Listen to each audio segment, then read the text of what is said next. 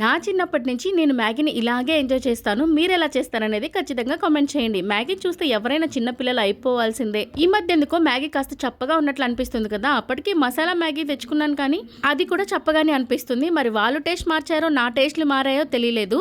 అందుకని నేను ఇవాళ కాస్త స్పైసీగా చేసుకుందామని చెప్పి ఇలా చేశాను. ముందైతే మ్యాగీని కాస్త బాయిల్ చేసేసి పక్కకు తీసి పెట్టుకున్నాను. వాటర్ అంతా డ్రైన్ చేసి కాస్త ఆయిల్ వేసి పక్కన పెట్టుకున్నాను. అప్పుడైతే మ్యాగీ విడివిడిగా ఉంటుంది కాబట్టి ఇంకొక బాండిల్ తీసుకొని చిటికెడు ఆయిల్ వేసుకొని ఆనియన్స్ సన్నగా కట్ చేసుకొని ఇంకా టొమాటాలు, గరం మసాలా, ధనియాల పొడి, కొద్దిగా సాల్ట్, అలాగే వాళ్ళు ఇచ్చిన మ్యాగీ మసాలా పౌడర్ కూడా వేసేసుకొని ఇంకేముంది మనం ముందుగా బాయిల్ చేసి పెట్టుకున్న మ్యాగీని కూడా ఇందులో వేసేసి బాగా కలుపుకోవాలి. కలపడంలోనే ఉంది ఈ రెసిపీకి ఉన్న టేస్ట్ అంతా. మనం వేసుకున్న మసాలాలన్నీ మ్యాగీకి బాగా పట్టేలాగా కలిపేసుకొని లాస్ట్ లో కొద్దిగా కొత్తిమీర వేసి గార్నిష్ చేసి దించేసుకొని వేడి వేడిగా సర్వ్ చేసుకున్నామంటే నోట్లో నీళ్లు ఊరాల్సిందే ఎవరికైనా. తిన్న వాళ్ళైతే అద్భుత అంటారు. నాది గ్యారంటీ. తప్పకుండా ట్రై చేసేయండి. నేనైతే చల్లగా అయిపోకూడదని ఆత్రమాత్రంగా వేడివేడిగా తింటున్నాను.